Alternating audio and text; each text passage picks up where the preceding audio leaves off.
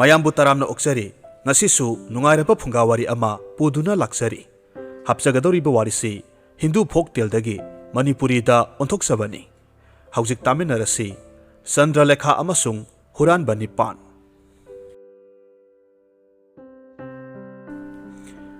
Thaina mamangaida Kha Bharata Kaivalyam kauba lamdam ama lairami hariba lamdam asida jagoi sabigi sagaida pokpa mutu mohana kaubi sakta suda awatpa amata laitrabi nupi ama lairami mahaksi sakta suda henbata natana jagoi sabagi lam asidasu laibak sinba thungna maming salammi mahaksi nupi laktagi athoibi tamjaningai oibi nupi amani ayuk nganna hoduna khulgi laisangda satuna siba mahadebabu khurumjai lai khurumdriba makai masinda karigumba amata saramde maram asina laibak ningthau mantri phamnai tunaiba singna mahakpu masak khanglammi mahak sagai jat chauba miyoi singa sanga taurammi mahaki masa masak matau phajakhrabi Chandralekha kaubi masanupi ama lairammi masanupi asi athoiba brahman amada laibak ningthaugi masanupa amadi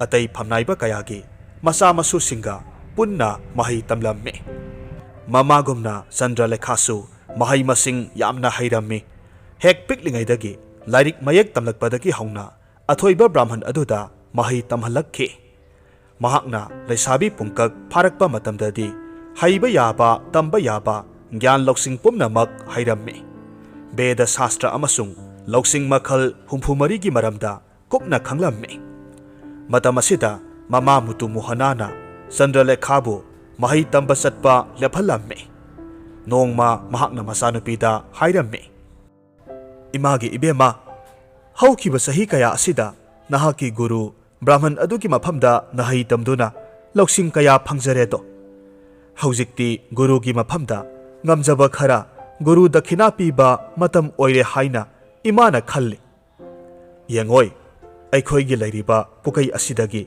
nahakna apamba sanalupa puraga nangi guruda pibada imana yari ko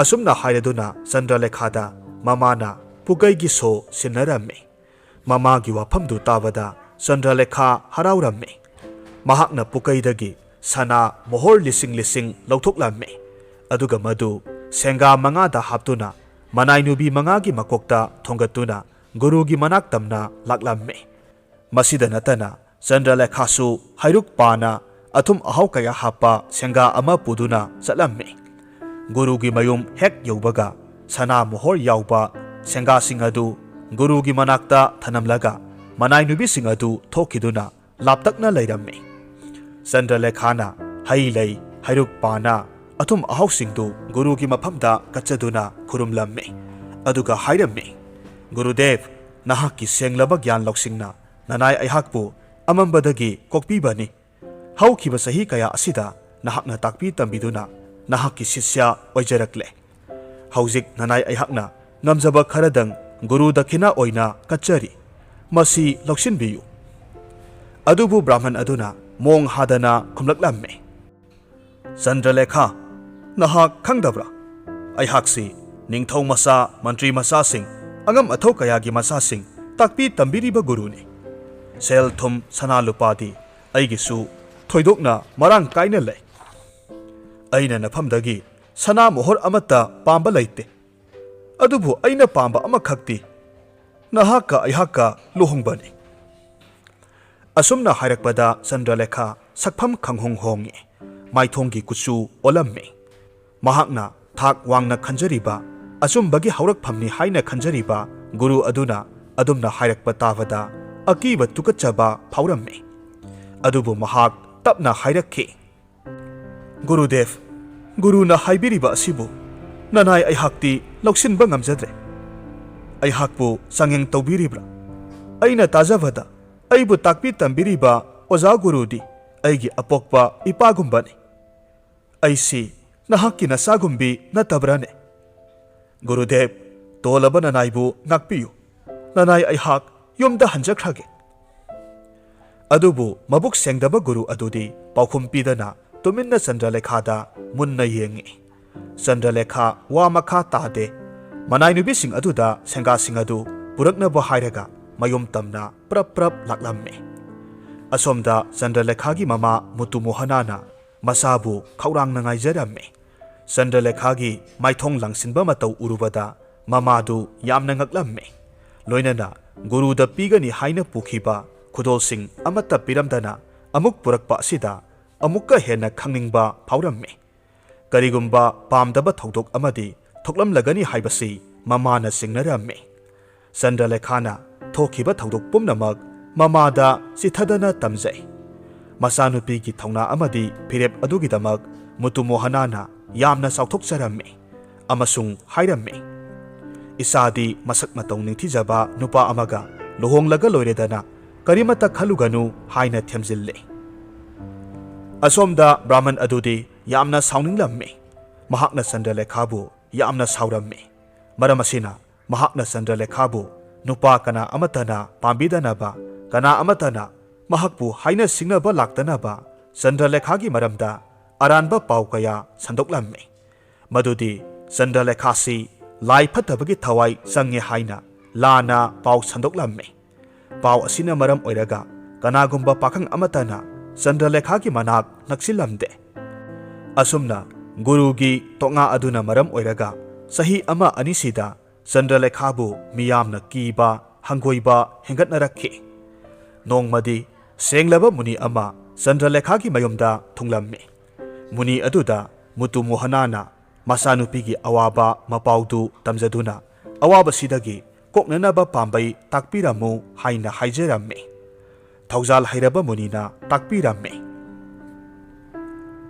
Taro isanupi haujikti nasanupigi samu haksangda lai phatabagi thawai sange haidana khul miyam pumbana thajanakhrabanina lakliba thasi numitki ahing nongai asida ismasan ghata lai phatabagi maphamda puja ama kachaba mathau tare. Puja asi mahak masa mathantana pangthok sagadabani. Puja si mahakna pangthokre haiba miyamna khanglabadi mahakpu nungsijaba pamjaba khoimu kayana leirangi khongul liraklagani do. Asumna hairamlaga muni adu chatkre. Mutu Mohanana muni ki wafamdu pangthoklage haina sap yungna khalamme. Mahakna khangi masanupida lai phatabagi thawai sangba leite. Adubu miyamda sukhraba masanupigi phajadraba mingchat adu koknabagi damak masanupi adubu puja asi pangthok hallage haina khalamme. Satnabi oina lai phatabagi puja tawbasi thasi numitki ahing nongyaida lai phatabagi thawai sangliba misak aduna matomta ismasan ghat tamna satuna puja katnaramme.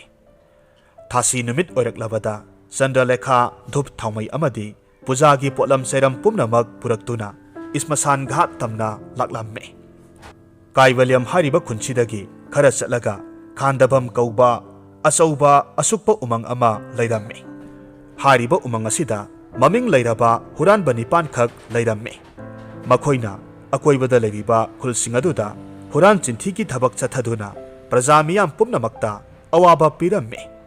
Chandralekhana pujagi damak ismasan ghata thunglaba matam asida tan hek sanaruduna hariba huranba nipan adusu makhoina huralakpa potchai singadu turel mapan laingoi marak asida phumjillaga lotuna thanamge haiduna ismasan ghat adomda sangsillaklamme. Chandralekha pakhatkibana mafam aduaida leiramba laikhul ahoba amada sangsinduna lotli. Adubu matam asida mahak akangba unada netluduna huranba singdu mahaki maikairomda yenglaklamme. Makhoina sangsinduna akoibadu haifet yengbada amamba marak oibana Chandralekhabu uramde. Adubu makhol tarakhiba adomda kanagumba miyoi amadi soidana leiramgani haina singnaraduna huranba makok aduna mahaki kanakol kauba khulaidu uru ungduna langsillamme. Kanakol hariba khulaisi nongthang kuppa brajatabadagi phangkhiba khulai amane. Masi karamna phangkhibano haibada huranba nipan aduna nong nungsit yamna kanna tawgadaure khanglabada santhibung wangna paiduna thamme. Nongthang kuppada brajatabada santhibung aduda tasilakpa matamda santhibung manungda akanba dhatugi masai ama leiramkhi. Hariba dhatu adudagi साखिबा खुलाई अमनी कनाकोल हारिबसी खुलाई असी अदुकी मतिक साथीबा खुलाई अमनी कयामुक साथीबगे हाइबदा मखोल अमता थोखंदना कल्लबा नुंग अमसुंग सेकी फगलांग फाउबा हुत्पा ngam खुलाई असिना कनागुंबदा लंगसिनबा मतमदा पांदना Tauktae मरम असिना हुरानबा मकोकना खुलाइदु चंद्रलेखाना लैरिबा अदोमदा लंगसिलकपा मतमदा लैखुलदा लोतुना लैरिबा चंद्रलेखा तमना पाइसिलकलम्मे अदुगा चंद्रलेखागी मनंगंदा सक लाउना युंगे चंद्रलेखा सैना खांगी वा मसेट अमत्ता ngang मखुटना मनिंगदा युंगलिबा खुलाई अदु सतोकलम्मे अदुगा खुलाइदु खोंगपाकना नेचिनदुना थम्मे हुरानबा सिंगदु हुरानपोट मयामदु अमंबा अहिंग अदुदा तुरेल मपानदा फुमजिल्लम्मे मतुंगदा मखोयगी खुलाई कनाखोलगी वाफम निंसिंगलुदना अदुमक हनख्रे हुरानबा सिंग हेक चटखिबगा चंद्रलेखा लैखुलदुदगी थोरक्तुना हुरानबा सिंगना फुमजिल्लम्बा हुरानपोट सिंग अदु खोतोकलगा येंगे सना लुपा money मुक्ताना pick थन्ना याउबा उपु मसा निपान खक लैरमखि मधु महाकना मयुमदा पुरकलम्मे लोइनना हुरानबा सिंगी खुलाई कनाकोलसु महाकना मयुमदा पुरकलम्मे मयुम हेक यौबगा उपु मसा सिंगदुदगी सना लुपा पुमनमक लौथोक्तुना मखोयगी पुकैदा थमजिलम्मे अदुगा उपु सिंग अदुगी मनुंगदा हाना याउरंबा सना लुपा सिंग अदुगा लुम्बा मानबा मओंगदा नुंगदुम अमदी योटेक थांगटेक कया हापसिंदुना उपुदु मखुम सेटना खुमजिलम्मे अदुगा उपु सिंगदु महाकी कांगथोल मखादा थमलम्मे असोमदना कमदौरी अहिंग ममैगी मतमदा हुरानबा निपानदु मखोयना फुमजिलम्बा हुरानपोट सिंग अदुगी मनाक्ता अतोप्पा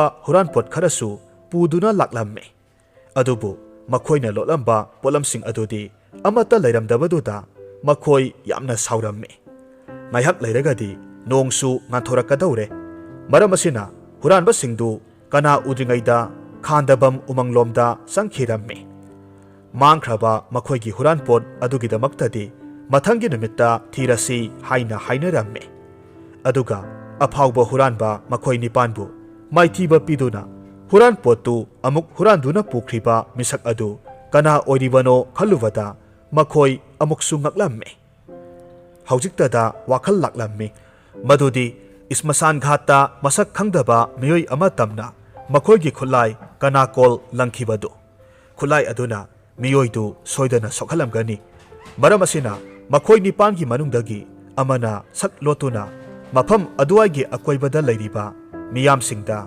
असोकपबु ओइसिनबा ngamba हिदाक लांगथक मोलोम खरा योनबा चलम्मे महाकना लैकायदा चतुना लाउरम्मी मोलोम योंजरी मखल मखा खुदिंगी असोकपा अनाबा खुदिंगमक अथुबा मतमगी मनुंगदा फहनबा ngamba मोलोम योंजरी हाइना लाउरम्मे मतम असिदा अतोप्पा हुरानबा तरेत अदुना मिसम सादुना हिदाक योनबा नुपा अदुगी मतुंगदा लोना इन्नरम्मे चंद्रलेखागी मनाय नुपी अमना महाकी मबेमा चंद्रलेखागी मनंगंदा असोकपा लैबदु खंगलदुना लंबीदा हिदाक योनबा लाक्लिबा नुपा अदु कौशिल्लम्मे अदुगा योमदा कौशिंदुना मबेमदा हाइरम्मे नहाकी असोकपदु फहनबा ngamgadaba मोलोम यावरे मसी लैहौरसी हाइदुना मोलोम खरा लैहौरम्मे वाखल लौसिंग लैबी चंद्रलेखाना हिदाक योनबा लाक्लिबा नुपा असि हुरानबा नुपा अमा सोयदना ओइरमगनी हाइना खलम्मे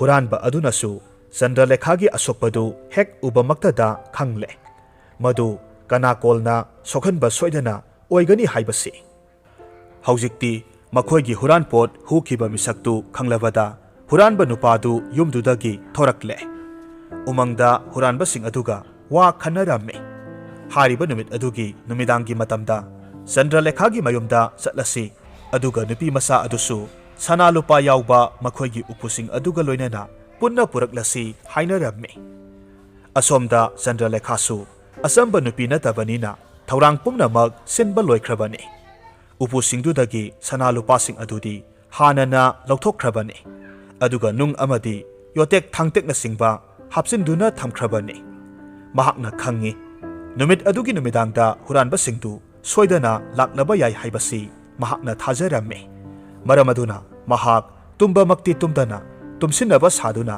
huranbasingdu sangduna layramme. Numidang thengzilakpa matamda huranbasingdu yumgi thong phakaiduna Chandralekhagi kada sangsilaklamme. Makhoina tumliba Chandralekhabu ure. Aduga mahakki phamung makhada makhoigi huranpot pumnamak layba ure. Madu ubada makhoi harauramme. Huranba amana hairakki.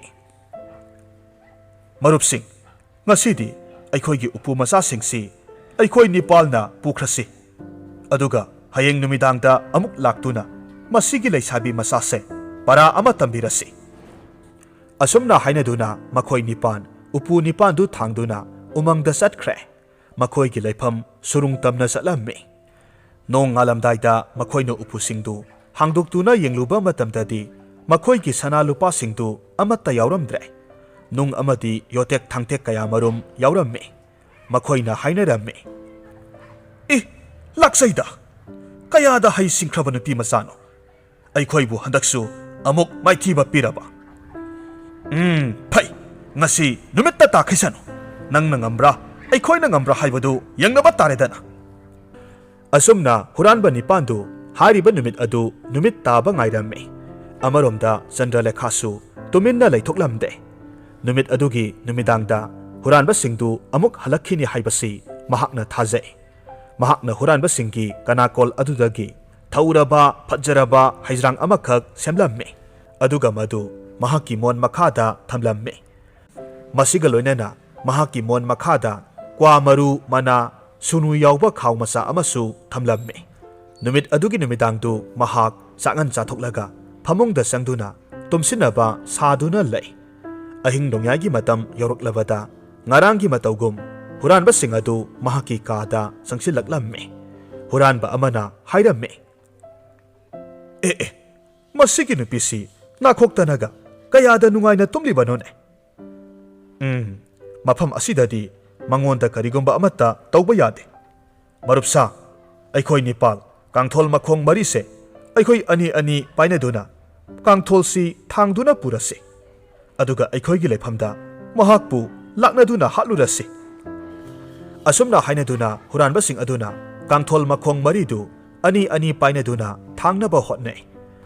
Phamungdu karimata haiba nikpa tawdana yum adudagi thangdoraklamme. Mataw asumna makhoigi yeknaba oiriba mahaktu puthorakpa asida huranbasing adudi harau mathoi karamme. Makhoigi surung tamna laklamme. Matamasida Chandralekhasu tumduna leiba natte. Umang phauduna satpa surung yogadaba lambidu yamna sanglamme. Hainau pambi pareng sana hauba lambi ama phauduna zatlamme. Matamdu hainau munba matam oiramme. Hainau pambi singadu hainau na zum launa panba masa singna lambida haitharamme. Maphamdu yoksilakpa matamda Chandralekhana tuminna lambigi mataida yanthaduna paliba hainau singadu tuminna hektuna phamungda thamlamme.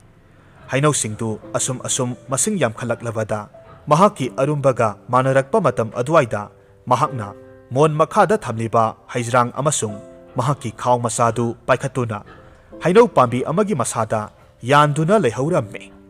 Phamung mathakta hainau singdu yaubana maram oiraga hainau sing adugi arumbaduna huranbasing aduna Chandralekha leihaure haibasi khanglamde.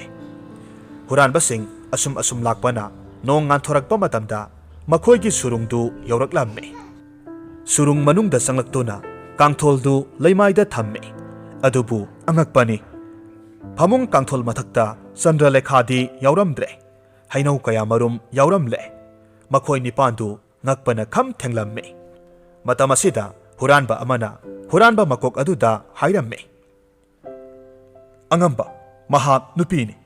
Mahakna yangdana kayam yangdoribano. Umangi lambida mahak soidana leiramkhini. Aikhoi yamna thuna satuna thirabadi mahakpu aikhoina soidana phangni. Huranba Nipandu nong nganthoraklabada araiba khara asa athak tawduna nupidu thiba laklamme. Asomdana kamdauri nong nganthoraklabada Chandralekhana khalle. Ayuk nungthilgi matam asida asukpa umang asida mayum tamna halakpa haibasi kudong thiningai oigani. Huranba Nipan aduna soidana mahakpu ukigani haina mathamoida khalle. Maramaduna mahakna warep asi laujaramme. ꯃꯗꯨꯗꯤ ꯁꯨꯛꯂꯕ ꯃꯐꯝ ꯑꯃꯗ ꯂꯣꯠꯇꯨꯅ ꯂꯩꯔꯒ ꯅꯨꯃꯤꯠ ꯇꯥꯕ ꯉꯥꯏꯔꯒꯦ ꯍꯥꯏꯅ ꯈꯜꯂꯝꯃꯤ꯫ ꯃꯍꯥꯛꯅ ꯃꯐꯝ ꯑꯗꯨꯋꯥꯏꯗ ꯍꯧꯕ ꯈ꯭ꯋꯥꯏꯗꯒꯤ ꯋꯥꯡꯕ ꯎ ꯄꯥꯝꯕꯤ ꯑꯃꯗ ꯀꯥꯈꯠꯇꯨꯅ ꯂꯣꯠꯄ ꯌꯥꯕ ꯃꯐꯝ ꯌꯦꯡꯂꯝꯃꯤ꯫ ꯏꯅꯛ ꯅꯛꯅ ꯎ ꯄꯥꯝꯕꯤ ꯑꯗꯨꯒꯤ ꯃꯅꯥꯛꯇ ꯌꯥꯝꯅ ꯁꯣꯡꯕ ꯃꯣꯡꯁꯣꯡ ꯃꯆꯥ ꯑꯃ ꯂꯩꯕ ꯎꯔꯦ꯫ ꯍꯥꯏꯔꯤꯕ ꯃꯣꯡꯁꯣꯡ ꯃꯆꯥ ꯑꯗꯨꯒꯤ ꯃꯔꯛꯇ ꯆꯣꯡꯁꯤꯟꯗꯨꯅ ꯃꯐꯝ ꯑꯗꯨꯗ ꯂꯣꯠꯇꯨꯅ ꯅꯨꯃꯤꯠ ꯇꯥꯕ ꯉꯥꯏꯔꯝꯃꯤ꯫ ꯍꯨꯔꯥꯟꯕꯁꯤꯡꯗꯨꯁꯨ ꯎꯃꯪꯒꯤ ꯂꯝꯕꯤꯗ ꯂꯥꯛꯇꯨꯅ ꯅꯨꯄꯤꯗꯨ ꯊꯤꯕ ꯌꯥꯕ ꯊꯤꯔꯕꯁꯨ ꯐꯪꯕ ꯀꯧꯕ ꯂꯩꯇ꯭ꯔꯦ꯫ ꯃꯃꯩꯊꯪꯗ ꯍꯩꯅꯧꯅ ꯂꯝꯕꯤꯒꯤ ꯅꯥꯛ ꯌꯦꯠꯇ ꯄꯔꯦꯡ ꯍꯧꯔꯤꯕ ꯃꯐꯝ ꯑꯗꯨꯋꯥꯏꯗ ꯂꯩꯔꯝꯕꯁꯨ ꯌꯥꯏ ꯍꯥꯏꯅ ꯆꯤꯡꯅꯗꯨꯅ ꯃꯐꯝ ꯑꯗꯨꯋꯥꯏꯗ ꯑꯃꯨꯛ ꯊꯤꯕ ꯍꯧꯔꯛꯂꯝꯃꯤ꯫ ꯑꯗꯨꯕꯨ ꯊꯤꯕ ꯌꯥꯕ ꯊꯤꯔꯕꯁꯨ ꯐꯪꯗ꯭ꯔꯦ꯫ ꯃꯃꯩꯊꯪꯗ ꯍꯨꯔꯥꯟꯕ ꯃꯀꯣꯛ ꯑꯗꯨꯅ ꯃꯐꯝ ꯑꯗꯨꯋꯥꯏꯗ ꯑꯁꯨꯝ ꯂꯥꯛꯄ ꯃꯇꯝꯗ ꯈ꯭ꯋꯥꯏꯗꯒꯤ ꯑꯋꯥꯡꯕ ꯎ ꯄꯥꯝꯕꯤ ꯑꯗꯨ ꯊꯦꯡꯅꯗꯨꯅ ꯎ ꯄꯥꯝꯕꯤ ꯑꯗꯨꯒꯤ ꯃꯊꯛꯇ ꯀꯥꯈꯠꯇꯨꯅ ꯌꯦꯡꯂꯝꯃꯤ꯫ ꯃꯇꯝ ꯑꯁꯤꯗ ꯃꯍꯥꯛꯅ ꯆꯟꯗ꯭ꯔꯂꯦꯈꯥꯕꯨ ꯎꯔꯦ꯫ ꯂꯧꯁꯤꯡ ꯂꯩꯕꯤ ꯆꯟꯗ꯭ꯔꯂꯦꯈꯥꯅ ꯈꯨꯗꯛꯇ ꯅꯨꯡꯁꯤꯔꯕ ꯈꯣꯟꯖꯦꯜꯗ ꯇꯞꯅ ꯍꯥꯏꯔꯛꯂꯝꯃꯤ꯫ ꯑꯩꯒꯤ ꯅꯨꯡꯁꯤꯔꯕ ꯏꯄꯨꯔꯣꯏꯕ, ꯃꯤꯠꯀꯨꯞ ꯑꯁꯤꯗꯒꯤ ꯅꯍꯥꯛꯄꯨ ꯑꯩꯒꯤ ꯏꯄꯨꯔꯣꯏꯕ ꯑꯣꯏꯅ ꯈꯟꯖꯔꯕꯅꯤ꯫ ꯅꯍꯥꯛꯅ ꯑꯩꯕꯨ ꯊꯤꯔꯛꯄꯗ ꯐꯪꯕ ꯉꯝꯂꯤꯕꯁꯦ ꯏꯁꯣꯔꯅ ꯅꯍꯥꯛꯄꯨ ꯑꯩꯒꯤꯗꯃꯛ ꯊꯥꯕꯤꯔꯛꯂꯕꯅꯤ꯫ ꯑꯩꯈꯣꯏ ꯑꯅꯤ ꯅꯨꯡꯉꯥꯏꯅ ꯌꯨꯝ ꯄꯥꯟꯃꯤꯟꯅꯗꯨꯅ ꯂꯩꯃꯤꯟꯅꯔꯁꯤ꯫ ꯂꯥꯛꯑꯣ, ꯑꯩꯒꯤ ꯏꯅꯥꯛꯇ ꯀꯨꯝꯊꯕꯤꯔꯛꯑꯣ꯫ ꯃꯇꯧ ꯑꯁꯨꯝꯅ ꯅꯨꯡꯁꯤ ꯅꯨꯡꯁꯤꯔꯕ ꯋꯥꯍꯩꯅ ꯍꯥꯏꯔꯕꯗ ꯍꯨꯔꯥꯟꯕ ꯃꯀꯣꯛ ꯑꯗꯨꯁꯨ ꯆꯟꯗ꯭ꯔꯂꯦꯈꯥꯒꯤ ꯂꯥꯡꯗ ꯊꯨꯔꯝꯃꯤ꯫ ꯃꯣꯃꯣꯟ ꯃꯤꯅꯣꯛꯀ ꯂꯣꯏꯅꯅ ꯃꯍꯥꯛ ꯅꯨꯄꯤꯗꯨꯒꯤ ꯃꯅꯥꯛꯇ ꯎꯗꯒꯤ ꯆꯣꯡꯊꯔꯛꯂꯝꯃꯤ꯫ ꯅꯨꯄꯤ ꯑꯗꯨꯅꯁꯨ ꯃꯍꯥꯛꯄꯨ ꯍꯔꯥꯎ ꯍꯔꯥꯎ ꯅꯨꯡꯁꯤꯕ ꯁꯥꯁꯤꯟꯅꯗꯨꯅ ꯃꯅꯥꯛꯇ ꯐꯝꯍꯜꯂꯤ꯫ ꯍꯨꯔꯥꯟꯕ ꯃꯀꯣꯛ ꯑꯗꯨꯒꯤ ꯃꯊꯃꯣꯏꯗꯨ ꯄꯨꯔꯥ ꯄꯪꯊꯈ꯭ꯔꯦ꯫ ꯆꯟꯗ꯭ꯔꯂꯦꯈꯥꯅ ꯁꯨꯅꯨ ꯇꯩꯔꯕ ꯀ꯭ꯋꯥ ꯃꯆꯦꯠ ꯑꯃ ꯍꯨꯔꯥꯟꯕ ꯃꯀꯣꯛ ꯑꯗꯨꯗ ꯆꯥꯎ ꯍꯥꯏꯗꯨꯅ ꯄꯤ꯫ ꯉꯜꯂꯤꯉꯩ ꯃꯇꯝꯗꯗꯤ ꯍꯤꯟꯗꯨ ꯁꯃꯥꯖꯇ ꯀ꯭ꯋꯥ ꯆꯥꯕꯗ ꯂꯩꯗ ꯆꯨꯕ ꯑꯉꯥꯡꯕ ꯃꯆꯨꯒꯤ ꯉꯥꯡꯕꯒꯤ ꯆꯥꯡ ꯑꯗꯨꯅ ꯃꯇꯩ ꯃꯅꯥꯎ ꯅꯨꯡꯁꯤꯕꯒꯤ ꯆꯥꯡ ꯈꯪꯅꯔꯝꯃꯤ꯫ ꯆꯟꯗ꯭ꯔꯂꯦꯈꯥꯁꯨ ꯀ꯭ꯋꯥ ꯁꯥꯏꯗꯨꯅ ꯃꯍꯥꯛꯀꯤ ꯃꯔꯩꯗꯨ ꯇꯤꯡꯊꯣꯛꯂꯝꯃꯤ꯫ ꯃꯍꯥꯛꯀꯤ ꯂꯩꯗꯨ ꯀꯌꯥꯝ ꯉꯥꯡꯏ, ꯃꯍꯥꯛꯅ ꯅꯨꯄꯥ ꯑꯗꯨꯕꯨ ꯀꯌꯥꯝ ꯅꯨꯡꯁꯤꯕꯒꯦ ꯍꯥꯏꯕ ꯎꯠꯂꯝꯃꯤ꯫ ꯑꯗꯨꯒ ꯍꯨꯔꯥꯟꯕ ꯑꯗꯨꯗ ꯑꯃꯨꯛ ꯅꯍꯥꯛꯀꯤ ꯂꯩꯗꯨ ꯀꯌꯥꯝ ꯉꯥꯡꯕꯒꯦ ꯇꯤꯡꯊꯣꯔꯛꯎ ꯍꯥꯏꯅ ꯍꯥꯏꯔꯝꯃꯤ꯫ ꯍꯨꯔꯥꯟꯕꯗꯨꯅ ꯃꯔꯩ ꯇꯤꯡꯊꯣꯔꯛꯄ ꯃꯇꯝꯗ ꯃꯍꯥꯛꯅ ꯌꯥꯝꯅ ꯊꯨꯅ ꯃꯔꯩꯗꯨ ꯇꯥꯞ ꯂꯥꯎꯅ ꯐꯥꯔꯒ ꯃꯍꯥꯛꯀꯤ ꯊꯧꯔꯕ ꯍꯩꯖ꯭ꯔꯥꯡ ꯑꯗꯨꯅ ꯐꯠ ꯀꯛꯊꯠꯈ꯭ꯔꯦ꯫ ꯂꯣꯏꯅꯅ ಮಿಟ್ಕುꯞ ꯑꯗꯨꯗ ಹುರಾನ್ಬ ಅದುಗಿ ಮನಾತೋನ್ಸು ಕಕ್ಥꯠಲಮ್ಮಿ. ಹುರಾನ್ಬದು ಥರೋ ಥರೋ ಒಂದುನ ಚೈನಾ ಖಂಗ್ಲಮ್ಮಿ. ಮದುಗಿ ಖುದೋಂಚಾಬ ಲೌದುನ ಮಹಾಕ್ನ ಹುರಾನ್ಬ ಅದುಗಿ ಸರಮ್ದ ಥಾಂಗ್ನ ಲೆಲಮ್ಮಿ. ಖುದಕ್ತ ಹುರಾನ್ಬ ಮಕೊಕ್ತು ಸಿಖಿರಮ್ಮಿ. ಹಾರಿಬ ಮತಂ ಅಸಿದಿ ನುಂಗ್ಥಿಲ್ ನುಂಗ್ಸಾ ನ್ಯಂಥರಕ್ಪ ಮತಂ ಒಯ್ರಮ್ಮಿ. ಹುರಾನ್ಬ ಅತೈದು ಸೋಯ್ನ ಸೋಯ್ನ ಸತ್ತುನ ಚಂದ್ರಲೇಖಾಬು ಥೀಬನಿ. ಅದುಬು ಫಂಗ್ದ್ರಬದ ಮಖೋಯ್ ತರೆತ್ತು ಮಖೋಯ್ಗಿ ಸುರುಂಗ್ದ ಅಮುಕ್ ಹಲಕ್ಲಮ್ಮಿ. ಸುರುಂಗ್ ಯೌರಬದ ಹುರಾನ್ಬ ಮಕೊಕ್ತು ಲಾಕ್ಟ್ರೆ. ಮಖೋಯ್ನ ಖಲ್ಲಿ ಹುರಾನ್ಬ ಮಕೊಕ್ ಅದುನ ನುಪೀದು ಸೋಯ್ದನ ಫಂಗ್ಲಮ್ಲಗನಿ. ಅದುನ ಮಹಾಕ್ ಲಾಕ್ಪ್ರ ಹಾಯ್ಬದು ngꯥꯏರಸಿ ಹಾಯ್ನ ಹಾಯ್ನರಮ್ಮಿ. ಅದುಬು ಫನ ಕುಯ್ನ ngꯥꯏರಬಸು ಹುರಾನ್ಬ ಮಕೊಕ್ ಅದುದಿ ಹಲಕ್ಖಿದ್ರೆ. ಕರಮ್ನಬುದಿ ಹಲಕ್ಲೂನಿ ಸಿಖ್ರಬ ಮಿ ಅಮನಬು. ಅಸೋಮ್ದ ಚಂದ್ರಲೇಖಾಸು ನುಮಿತ್ ಹೆಕ್ ತಾಸಿಲಕ್ಪಗ ಮಯುಮ್ ತಮ್ನ ಚೆಲಕ್ಲಮ್ಮಿ. ಅಹಿಂಗ್ ನುಂಗ್ಯಾಗಿ ಮತಮ್ದ ಮಹಾಕ್ ಮಯುಮ್ದ ಥುಂಗ್ಲಮ್ಮಿ. ಥೋಕಿಬ ಥೌದೋಕ್ ಪುಮ್ನಮಕ್ ಮಹಾಕಿ ಮಮಾ ಮುತು ಮೋಹನಾದ ತಮ್ಲಮ್ಮಿ. ನುಮಿತ್ ಚುಪ್ಪ ಸಾದ ಥಕ್ತಬ ಅಮಸುಂಗ್ ಅವಾಬ ಅದುನ ಮರಂ ಒಯ್ರಗ ಅಹಿಂಗ್ದುಮದಿ ಮಹಾಕ್ ನಿಂಗ್ಥೀನ ಪೊಥಾರಮ್ಮಿ. ಮಥಂಗ್ಯ ಅಯುಕ್ತ ಪಾಂಗಲ್ ಲೌಸಿಂಗ್ ಪುಮ್ನಮಕ್ ಹಂಜಿಲಕ್ಲಬದ ಕರಿ ತೌಸಿಗೆ ಹಾಯ್ನ ವಾಖಲ್ ಖಲಮ್ಮಿ. ಮಹಾಕ್ನ ಮಹಾಕಿ ಕಾಗಿ ಫಕ್ಲಾಂಗ್ದು ಮೀ ಅಮನ ಮಕೊಕ್ ಲಿಸಿನ್ಬ ಯಾಬಗಿ ಸಾಂಗ್ದ ಕೊಯ್ರೋಕ್ ಕೊಯ್ನ ಹುತೋಕ್ಲಮ್ಮಿ. ಅದುಗ ಮೊರೋಕ್ ಅಸುಬ ಕಯ ಖಾವ್ ಅಮದ ಹಾಪ್ತುನ ಥೌರಾಂಗ್ ತೌರಮ್ಮಿ. ಮಹಾಕಿ ಕಾದು ಥಾಂಗ್ಮೈ ಮಸಾ ಅಮಖಕ್ ಥಾಲಮ್ಮಿ. ಮಹಾಕ್ನ ಫಕ್ಲಾಂಗ್ ಅಹೋಬದುಗಿ ನಾಕಲ್ದ ಲುಮ್ದುನ ಲೈರಮ್ಮಿ.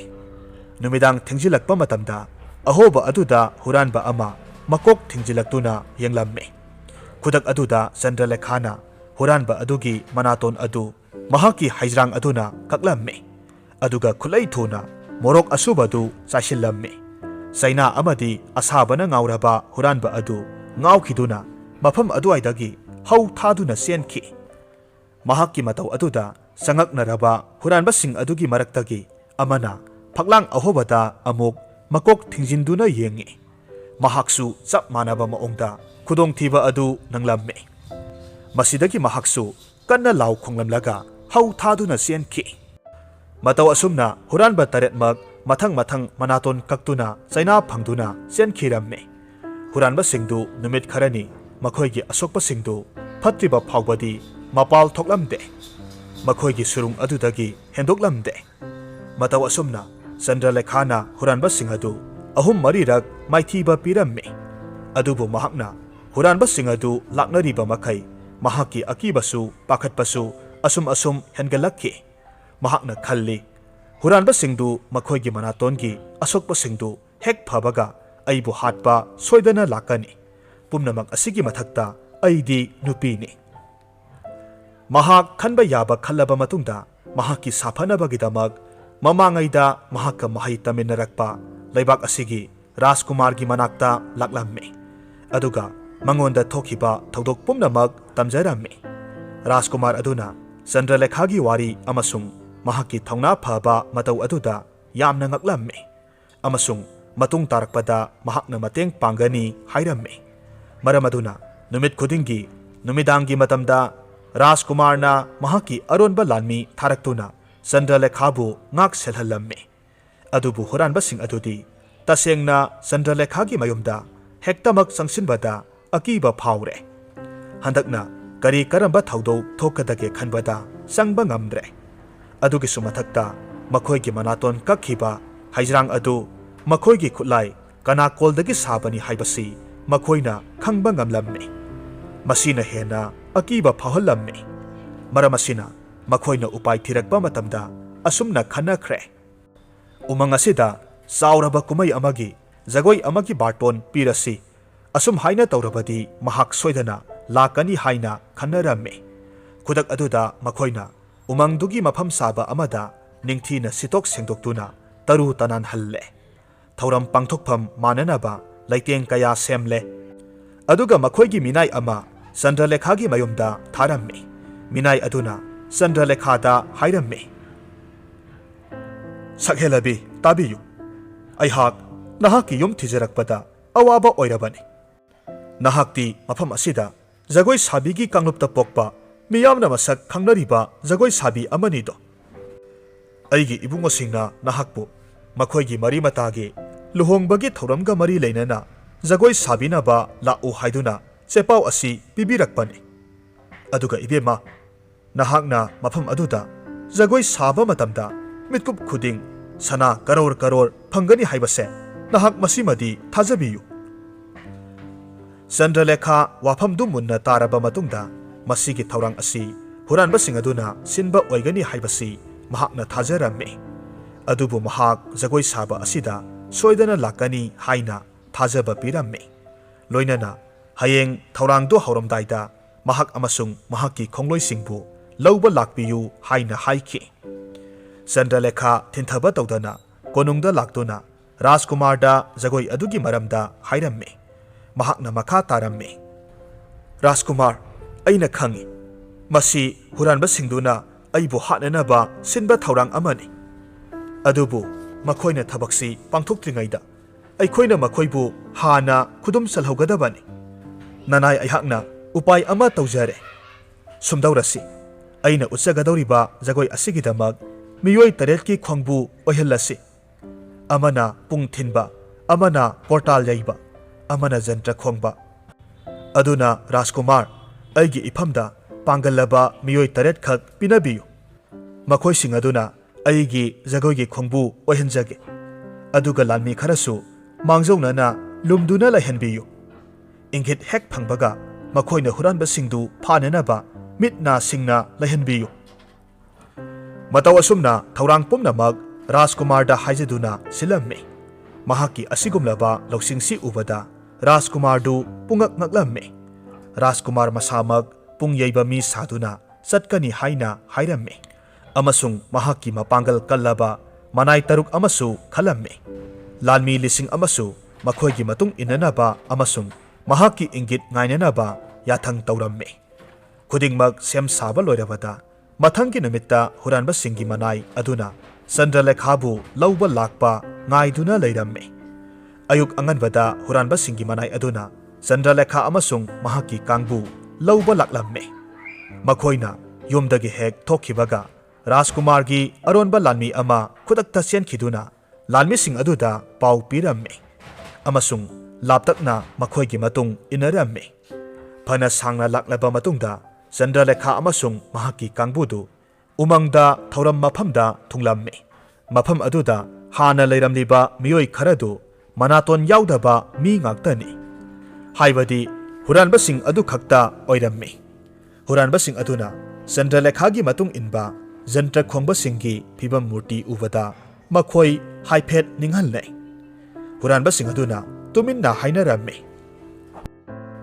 "ꯑꯩꯈꯣꯏ ꯅꯨꯄꯤ ꯑꯁꯤꯒꯤ ꯖꯒꯣꯏꯗꯨ ꯐꯖꯅ ꯌꯦꯡꯂꯁꯤ꯫ ꯍꯧꯖꯤꯛꯇꯤ ꯃꯍꯥꯛ ꯑꯩꯈꯣꯏꯒꯤ ꯏꯈꯨꯠ ꯆꯜꯂꯕꯅꯤ꯫ ꯈꯨꯗꯛ ꯑꯁꯤꯗ ꯃꯍꯥꯛꯄꯨ ꯍꯥꯠꯄꯒꯤ ꯃꯍꯨꯠ ꯃꯍꯥꯛꯀꯤ ꯍꯩꯊꯣꯏ ꯁꯤꯡꯊꯣꯏꯕꯗꯣ ꯍꯥꯟꯅ ꯌꯦꯡꯈꯤꯁꯤ"꯫ ꯋꯥꯐꯝ ꯑꯁꯤꯗ ꯃꯈꯣꯏ ꯌꯥꯅꯔꯗꯨꯅ ꯖꯒꯣꯏ ꯍꯧꯅꯅꯕ ꯌꯥꯊꯪ ꯄꯤꯔꯝꯃꯤ꯫ ꯆꯟꯗ꯭ꯔꯂꯦꯈꯥꯁꯨ ꯋꯥꯈꯜ ꯂꯧꯁꯤꯡ ꯂꯩꯕꯤ ꯅꯨꯄꯤ ꯑꯃꯅꯤ, ꯇꯧꯔꯤꯕ ꯄꯨꯝꯅꯃꯛ ꯍꯥꯟꯅꯅ ꯈꯪꯗꯨꯅ ꯂꯥꯛꯂꯕꯅꯤ꯫ ꯃꯍꯥꯛꯀꯤ ꯖꯒꯣꯏ ꯁꯥꯊꯦꯛ ꯁꯥꯕ ꯍꯧꯗꯨꯅ ꯄꯨꯡ ꯑꯃꯗꯤ ꯀꯣꯔꯇꯥꯜ ꯌꯩꯅꯅꯕ ꯏꯪꯒꯤꯠ ꯇꯧꯔꯝꯃꯤ꯫ ꯄꯨꯡ ꯌꯩꯕ ꯑꯃꯗꯤ ꯀꯣꯔꯇꯥꯜ ꯈꯤꯡꯕꯅ ꯏꯪꯒꯤꯠ ꯇꯧꯗꯨꯅ ꯃꯈꯣꯏ ꯇꯔꯦꯠꯅ ꯈꯨꯗꯛꯇ ꯐꯝꯗꯨꯅ ꯀꯨꯝꯍꯩ ꯌꯦꯡꯂꯤꯕ ꯍꯨꯔꯥꯟꯕ ꯇꯔꯦꯠꯇꯨ ꯅꯝꯗꯨꯅ ꯐꯥꯔꯝꯃꯤ꯫ ꯍꯨꯔꯥꯟꯕꯁꯤꯡꯗꯨ ꯐꯥꯕꯒꯤ ꯃꯈꯣꯜ ꯇꯥꯕꯗ ꯃꯈꯣꯏꯒꯤ ꯃꯅꯥꯏꯁꯤꯡꯗꯨ ꯃꯄꯨꯕꯨ ꯀꯟꯅꯅꯕ ꯆꯦꯟꯁꯤꯜꯂꯛꯂꯝꯃꯤ꯫ ꯑꯗꯨꯕꯨ ꯍꯥꯟꯅꯅ ꯂꯨꯝꯗꯨꯅ ꯂꯩꯈ꯭ꯔꯕ ꯂꯥꯟꯃꯤ ꯂꯤꯁꯤꯡ ꯑꯗꯨꯅ ꯈꯨꯗꯛ ꯑꯗꯨꯗ ꯃꯥꯏꯀꯩ ꯀꯌꯥꯗꯒꯤ ꯆꯦꯟꯁꯤꯜꯂꯛꯂꯝꯃꯤ꯫ ꯃꯈꯣꯏ ꯄꯨꯝꯅꯃꯛ ꯐꯥꯔꯝꯃꯤ ꯑꯃꯁꯨꯡ ꯐꯥꯔꯕ ꯃꯈꯣꯏ ꯄꯨꯝꯅꯃꯛ ꯀꯩꯁꯨꯝꯁꯪꯗ ꯊꯝꯖꯤꯜꯂꯝꯃꯤ꯫ ꯃꯊꯪꯒꯤ ꯅꯨꯃꯤꯠꯇ ꯄ꯭ꯔꯖꯥ ꯃꯤꯌꯥꯝꯗ ꯅꯤꯡꯊꯧꯅ ꯂꯥꯎꯊꯣꯛꯂꯝꯃꯤ ꯃꯗꯨꯗꯤ ꯂꯩꯕꯥꯛ ꯑꯁꯤꯗ ꯍꯨꯔꯥꯟ ꯆꯤꯟꯊꯤ ꯇꯧꯗꯨꯅ ꯄ꯭ꯔꯖꯥ ꯃꯤꯌꯥꯝꯗ ꯑꯀꯤ ꯑꯈꯪ ꯄꯣꯛꯍꯜꯂꯤꯕ, ꯃꯤꯌꯥꯝꯒꯤ ꯂꯟ ꯊꯨꯝ ꯍꯨꯔꯥꯜꯂꯤꯕ ꯃꯈꯣꯏ ꯇꯔꯦꯠꯁꯤ ꯃꯤꯌꯥꯝ ꯃꯃꯥꯡꯗ ꯉꯛ ꯀꯛꯇꯨꯅ ꯍꯥꯠꯂꯒꯅꯤ ꯍꯥꯏꯅ ꯂꯥꯎꯊꯣꯛꯂꯝꯃꯤ ꯑꯃꯁꯨꯡ ꯃꯗꯨꯃꯛ ꯄꯥꯡꯊꯣꯛꯈꯤ꯫ ꯆꯟꯗ꯭ꯔꯂꯦꯈꯥ ꯖꯒꯣꯏ ꯁꯥꯕꯤꯒꯤ ꯖꯥꯠꯇ ꯄꯣꯛꯆꯔꯕꯁꯨ ꯃꯍꯥꯛꯀꯤ ꯍꯩꯊꯣꯏ ꯁꯤꯡꯊꯣꯏꯕ ꯑꯃꯗꯤ ꯃꯕꯨꯗꯤ ꯃꯔꯧꯁꯤꯡ ꯑꯗꯨꯅ ꯔꯥꯖꯀꯨꯃꯥꯔꯒꯤ ꯄꯨꯛꯅꯤꯡ ꯋꯥꯈꯜ ꯁꯨꯝꯍꯠꯈꯤꯔꯝꯃꯤ꯫ ꯔꯥꯖꯀꯨꯃꯥꯔꯅ ꯃꯍꯥꯛꯄꯨ ꯅꯨꯄꯤ ꯂꯛꯇꯒꯤ ꯑꯊꯣꯏꯕꯤꯅꯤ ꯍꯥꯏꯅ ꯈꯟꯖꯔꯝꯃꯤ꯫ ꯃꯔꯝ ꯑꯁꯤꯅ ꯔꯥꯖꯀꯨꯃꯥꯔꯅ ꯆꯟꯗ꯭ꯔꯂꯦꯈꯥꯕꯨ ꯂꯨꯍꯣꯡꯗꯨꯅ ꯂꯧꯈꯤ꯫ ꯂꯨꯍꯣꯡꯂꯕ ꯃꯇꯨꯡꯗ ꯔꯥꯖꯀꯨꯃꯥꯔꯅ ꯃꯍꯥꯛꯀꯤ ꯒꯨꯔꯨꯒꯤ ꯂꯨꯖꯗ꯭ꯔꯕ ꯂꯝꯆꯠ ꯑꯗꯨ ꯈꯪꯂꯛꯈꯤ꯫ ꯃꯔꯝ ꯑꯁꯤꯅ ꯈꯨꯗꯛꯇ ꯒꯨꯔꯨ ꯑꯗꯨ ꯂꯩꯕꯥꯛ ꯑꯁꯤ ꯊꯥꯗꯣꯛꯇꯨꯅ ꯆꯠꯈꯤꯅꯕ ꯌꯥꯊꯪ ꯇꯧꯔꯝꯃꯤ꯫ ꯃꯇꯨꯡꯗ ꯔꯥꯖꯀꯨꯃꯥꯔ ꯑꯃꯁꯨꯡ ꯆꯟꯗ꯭ꯔꯂꯦꯈꯥ ꯅꯤꯡꯊꯧ ꯃꯍꯥꯔꯥꯅꯤ ꯑꯣꯏꯗꯨꯅ ꯅꯨꯡꯉꯥꯏ ꯌꯥꯏꯐꯅ ꯄꯥꯟꯈꯤꯔꯝꯃꯤ꯫ ꯋꯥꯔꯤꯁꯤ ꯅꯨꯡꯉꯥꯏꯕꯤꯔꯒꯗꯤ ꯂꯥꯏꯛ ꯇꯧꯕꯤꯔꯝꯃꯨ, ꯀꯃꯦꯟ ꯇꯧꯕꯤꯔꯝꯃꯨ, ꯑꯃꯗꯤ ꯆꯦꯅꯦꯜ ꯑꯁꯤꯗ ꯅꯧꯅ ꯆꯪꯕꯤꯔꯛꯄ ꯑꯣꯏꯔꯒꯗꯤ ꯁꯕꯁꯀ꯭ꯔꯥꯏꯕ ꯇꯧꯕꯤꯔꯝꯃꯨ꯫